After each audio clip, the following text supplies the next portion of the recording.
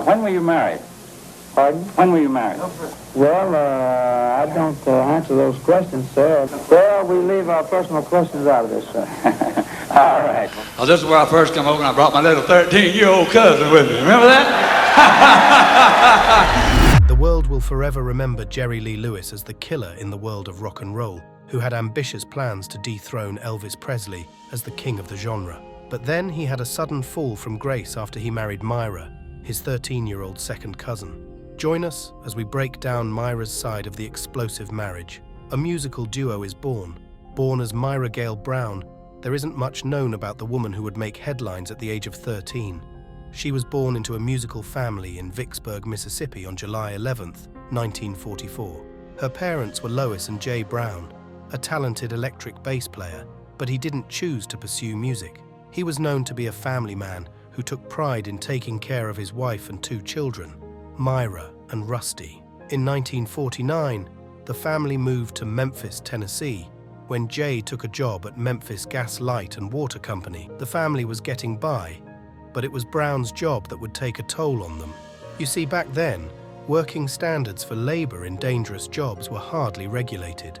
Jay, who was a lineman, would have to do very dangerous tasks in order to keep up with his job. There was no way out. One day, in a tragic accident, Jay became severely injured. He had to be homebound for a year as he was rehabbed. Reports about the incident cite that Brown had nearly died while working at the power lines. The experience itself had jolted him and his family, and while he recovered, going back to his old daunting job seemed like a terrible idea. That's when he thought of doing something daring in his middle age. He decided to pursue music professionally for his rescue and help. He called his cousin Jerry Lee Lewis, who was an unknown musician at the time, but Brown knew his cousin had a profound knack for belting out tunes and playing the piano. Back then, Jerry lived in Louisiana and hadn't broken into the world of music despite his persistence. Now, Brown wasn't exactly well established either, but he knew people here and there. Plus, his talent for electric bass was only tangential. He could have worked in a band at that time. Selling the idea of powerful duos or bands to recording studios was more attractive too. It was the age of rock and roll, and whoever had the right skills to shape the genre was welcomed only if they brought something new and unique to the studios. Brown desperately needed that cutting edge or unique selling point in his pitch to get a record deal. And if he really wanted a chance to break into the highly competitive musical industry, he needed all hands on deck. What he didn't know was that his decision would prove to be lethal for his young and shy daughter, Myra. From an early age, she was exposed to the ideals of dreaming, being passionate, and pursuing what you love. Living vicariously through her dad's musical career taught her a thing or two. She would go on to earn her fair share of notoriety in the sphere of media attention and scrutiny, but it didn't come due to her talent for writing or music. At a very fragile age, Myra was trapped in a world of heartbreak, grief, and exploitation.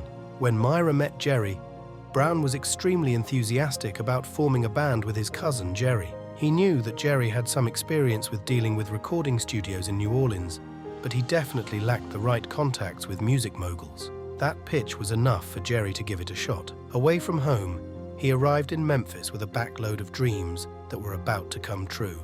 Brown took Jerry Lee Lewis to Sun Studio to meet the musical mogul of the area at that time, Sam Phillips. It took a village and some more for Brown to convince Phillips to lend them his ear, but the mogul wouldn't budge.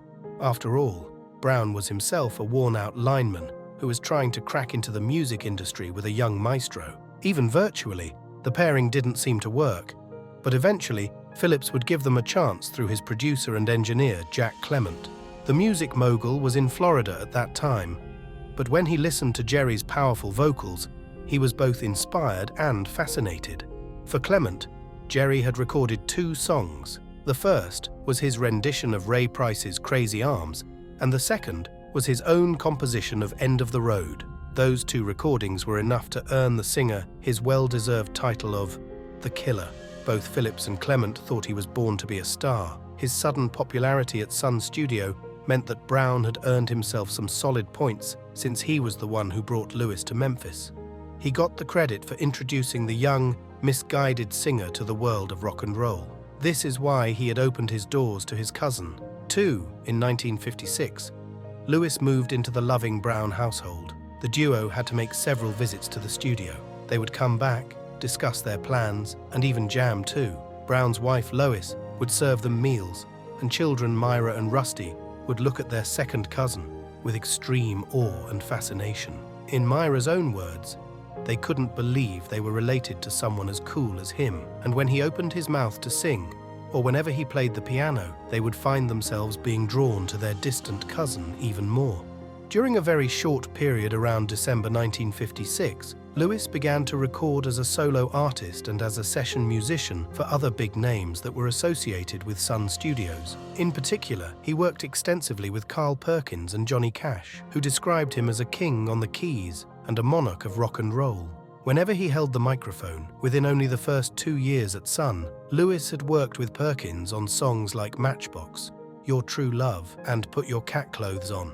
He also worked with Billy Lee Riley on his song Flying Saucers Rock and Roll. So it wasn't surprising that in the Brown household, Louis was regarded as the cool guy who routinely hung out with Johnny Cash and Carl Perkins. He had made a name for himself pretty quickly. When he was home, he would tell Lois, Myra, and Rusty the incredible tales of his time at the studio, and generally, he seemed to get along with the kids.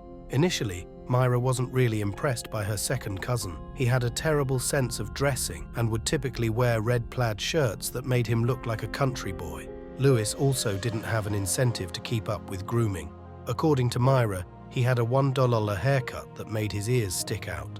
But eventually, that repulsiveness was replaced with infatuation. Jerry would play Myra his favorite songs on the piano, had stories about Johnny Cash, and whenever Brown was busy with work, he would volunteer to take the kids out to the movies or the park. Talking about being impressed with Jerry's piano skills, Myra said, "He went over to it and started playing. It was like, oh my God, Jerry was so talented and had some awesome songs. It's really special to watch him play the piano." No wonder Jerry had become an instant favorite for the kids. In fact, he was very fond of having dinners with the family before Myra and Rusty went to bed at night. He would have pillow fights with them. All in all, they would have a really good time together.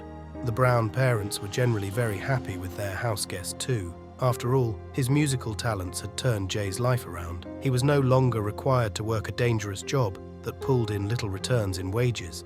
Being associated with a popular rock and roll studio was the epitome of the American dream. The Browns were nothing but grateful to the vocal rasp and profound talents of Jerry Lee Lewis. Not to mention the young singer seemed a bit different than people his age. Sure, he had his vices with women and alcohol, but generally, he was fearful of the word of God. Believe it or not, the singer used to be worried about his music leading young people astray. He always came across as a God-fearing man who was also great with kids. So what could go wrong, right? Jerry's relationship with Myra, Lois, and Jay Brown could have never imagined what was happening in their household. While Jerry seemed to enjoy his free time with the kids, something forbidden and sinister was happening too. Later on, in an explosive admission, Jerry would admit that he was gradually falling in love with Myra, who was only 12 years old then. The singer always seemed to be infatuated with Myra and paid her more attention than her sibling Rusty, but no one questioned the dynamic.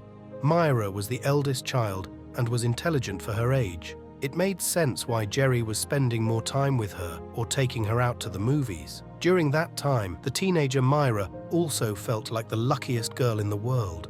After all, a singer on the verge of global popularity was choosing to spend his free time with her. She felt like she would have been very stupid if she didn't appreciate that, but that's about it. Her dynamic with Jerry was that of awe, a sort of fangirl and singer dynamic. She didn't ever assume it was love and attraction until Jerry began to code it in a particular way. Reminiscing about the experience, Myra has talked about how special she felt in front of the singer, but she was only a child back then, and she didn't understand the deeper implications of interacting with an adult who was interested in her romantically and possibly sexually too. By the time she was 13, Jerry had also found a profound sense of fame in the world of music. He was very close to embarking on a musical tour that was set up to rival his counterpart Elvis Presley. Jerry wasn't there yet, but he wasn't far off either. But then he would decide to change his life and prove life-altering for a 13-year-old Myra. Before Jerry would shoot himself in the foot, he would make history though. It was December 4th, 1957, when Carl Perkins booked the studio time as per the records. He wanted Lewis to play the piano while he jammed. At that time, Perkins released his song Blue Suede Shoes, and Brown suggested that they record a song that the band formed on the road. It was called Whole Lotta Shakin Goin On, released a year prior, but the Sun studio hadn't recorded jams and stripped down song versions, and Phillips was waiting for the studio's musical stars to gather in one place. It was sheer luck when Johnny Cash, who was riding high on the success of Folsom Prison Blues, also showed up in the studio. He wanted to see Perkins record it. It was just an added bonus that Lewis would be playing the keys. But then, something unexpected happened. The King himself decided to show up at the studio too. Even though Elvis Presley wasn't associated with Sun Studios anymore, he couldn't resist the opportunity to jam with the musical giants of his time. At that time, Elvis was a chart topper with songs like Jailhouse Rock and All Shook Up, so it was easy to see that Sun Studio was about to record a historical moment. Sensing a great opportunity, Phillips made arrangements to record the 4 great musicians in his humble abode. He also called the local newspaper and informed them about the historical moment in the blink of an eye. A reporter was at Sun Studio and would later label the jam session as the $1 Million Quartet. Today, the singing session is considered to be one of the most iconic moments in modern music history. The popularity of the $1 Million Quartet was particularly explosive for Jerry Lee Lewis. While he had extensive credentials to his name, being in the company of Perkins, Cash, and Presley would put him on the map permanently. People who didn't exactly know him or hadn't interacted with his music began to listen to him, and in a short amount of time, Lewis had tapped into an entirely new audience that wasn't going anywhere. While the iconic moment seemed like a jam session for many, for the young artist, it was a golden moment that sought to redefine his career, and oh boy, what a glorious flight it was. Jerry himself felt like he was on top of the world, and nothing would come in between him and his global success. But only within 8 days of his newly earned fame, Jerry would do something unthinkable. Jerry's controversial marriage with Myra. Right after his $1 Million Quartet moment, Jerry told the Brown household that he had to be in Louisiana, his hometown. The singer told the family that he was going on a work trip. And well, there was no speculation about the timing of the trip. After all, he was going home. But when the singer arrived in his home state, he was looking to cheat on the system and do something illegal. He called up a favor with an adult female friend and sought a marriage license with her. It is unclear what he told the friend in question, but somehow she was ready to have a pretend marriage with him. All we know is that the friend pretended to be Myra when she signed the marriage license. Perhaps she didn't know that she was impersonating a 13-year-old, or maybe Jerry fed her with lies, and the woman didn't know she was about to help a man do something dark, twisted and sinister. However, Jerry was able to acquire a license. Back then, there wasn't a lot of emphasis on legal checks. The system to register a marriage was mostly manual, and not to mention, the institution of marriage itself was deemed private and sacred. Sure, there was a taboo around marrying your cousin, but no state in the United States of America outlawed marriage between second cousins. No matter the legal intricacies, Jerry didn't seem to care. He had gotten away with it either way. When he returned to Memphis, he went straight to the Brown family house. Despite garnering success and monetary stability, the singer hadn't moved out from the cramped household for some reason, and now we know why. He had his eyes on the 13-year-old Myra, who was an 8th grader at the time. Chaos broke out when Jerry had dinner with the family on one unfortunate night. That's when he asked Myra if she wanted to go to the movies with him. He had spent some time in Louisiana, and his musical commitments kept him busy. Jay and Lois were also present at the table when he proposed the plan to hit the theater. But the pair didn't bat an eye. It was common for Jerry and Myra to hang out after dinner, as long as the teenager was back in time to get a good night's sleep before school in the morning. Myra enthusiastically agreed right after dinner. The duo got into the car and supposedly headed for the movies. The teenager recalled the moment as something exciting and typical. There was no speculation around it. It felt like routine to her until she realized that Jerry wasn't driving to the theater at all. Instead, he just kept driving to an unknown location. And when she prompted the singer about his plans, it seemed like he was driving away from the world. After reaching an unnamed location, he did the unexpected. In Myra's words, he drove and drove and drove, and I didn't know where he was going. It wasn't towards the movies. He opened up the glove box and pulled out this marriage license. I looked at it, and it had his and my name on it. I looked at him and said, "I thought you had to stand and say something to get married." That's when Jerry clarified that it was just the marriage license, and the duo would get married soon. Myra remembers being scared and confused at the moment. She knew she had a crush on Jerry, but she didn't know how to describe her feelings. When she saw the piece of paper in the singer's hand, she thought the moment was done and sealed. In her iteration of events, she had already said yes. And how do you exactly break up a marriage that didn't seek your approval at all? All she knew was that her parents would be furious, and her dad might as well kill Jerry. Now, she vehemently protested the marriage, but Jerry kept assuring her that their matrimonial alliance was perfectly acceptable and okay. He urged that their marriage was love-born, and when two people love each other, the stark differences between them fade away in the background. When Myra brought up her parents' impending anger, Jerry didn't seem to care about her concerns. The teenager told him, "Are you crazy? My daddy will kill you." He replied, "No, he won't. Your mama and daddy won't mind." I'm thinking, oh yes, they will. For the entirety of their time, Myra kept thinking that Jerry had gone insane. At any moment, he would erupt into laughter because their conversation was nothing but an elaborate prank, but the laughter never came. Years later, Myra described the experience as riding the tail end of a roller coaster. After all, she didn't exactly understand the prospect of her marriage. In her imagination, marriage was just a scene of a guy getting on his knee, putting a ring on her finger, and then she would say, "I do," in front of a preacher who gets up from the dinner table and gets married. But in the spur of a moment, the duo was married, just like that. Now, there isn't any pictorial proof of the couple getting married, but according to Myra, Winona Ryder, who played her in the highly controversial movie, captured her deer caught in the headlights moment perfectly. Great Balls of Fire came out in 1989 and was based on the autobiographical account Myra had penned down 7 years earlier. But of course, nothing comes close to Myra herself retelling the start of her turbulent marriage. The singer and her husband didn't explicitly tell her to keep their marriage hidden from Lois and Jay, but Myra had understood the gravity of the situation herself. She was genuinely concerned that her dad would kill her husband, and while the marriage itself was confusing, she didn't want Jerry to die. After their night out, they returned home, and Myra went to school the next day. For 5 to 6 days, she was successfully able to keep her marriage a secret from her parents, but then the secret became too much for her. She considered telling her friends that she had married a man 9 years older than her, but who would have understood her predicament?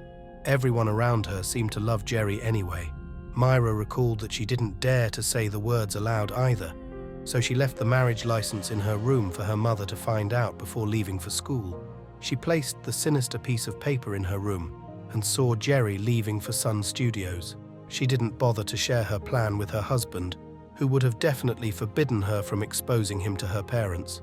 What happened next won't surprise you. The aftermath of the marriage. When Lois found the marriage license in her young daughter's room, she was enraged, but no one came close to the anger felt by Jay. He was betrayed by his own blood. He had given Jerry a career and a home, and he didn't expect his cousin to exploit the innocence of his daughter. He instantly grabbed his pistol and made his way to the recording studio. Myra and her mother were convinced that he was going to kill Jerry, so Lois frantically called Phillips in the studio and informed him that an enraged Jay was on his way to kill one of his best musical talents. Apparently, he didn't seem too concerned about the fact that Jerry had eloped with Myra. The music mogul didn't miss a beat. He informed her that he would handle the situation, and well, he truly did. Before Jay could even reach the studio, he had already thrown Jerry at the back of his car and drove him all the way to the airport. He got him onto the next flight leaving the town, and gave him strict instructions not to return to Memphis until he told him so. Fearing for his life, Jerry left back at the studios. Sam Phillips calmed an angry Jay Brown down. He convinced his electric bass player to accept the reality of his daughter's marriage, as there was no going back. He had professional commitments with Myra's husband, and no matter how much he detested working with Jerry, it had to be done. Myra was highly fazed by her father's anger, but also understood his perspective. In an interview, she remarked that her dad's reaction wasn't unjustified. He felt betrayed that his 13-year-old daughter was taken away from him by a man whom he had fed and housed. The 9-year age gap was extremely problematic, but the next interaction between Jerry and Jay was a musical performance, and that was one place where they couldn't fight. The singer returned home 3 or 4 days later. By that time, Sun Studios was preparing to launch Jerry Lee Lewis as the new king of rock and roll. It was the perfect window to dethrone Elvis Presley, who had been drafted into the army. In particular, Sam Phillips wanted to establish Jerry's genre dominance overseas. The singer's tour in England was a crucial part of the plan, but Myra also let the cat out of the bag. Jerry's young bride had decided to travel with him and his band in their private jet. When the entourage exited the plane, a sneaky reporter had found his way in to get an exclusive scoop on the musical legend. When he saw a young child traveling with Jerry, he became curious, and he kept prompting Myra about her relationship with the singer. Annoyed, she revealed that she was Jerry's wife. That's the moment when the singer's career came under fire. Jerry's career took a nosedive. The British tabloid was explosive. The press called Jerry names like a cradle robber, baby snatcher, and pedophile. There were massive campaigns to deport the singer, and thus the tour had to be cancelled. The situation back home wasn't different either.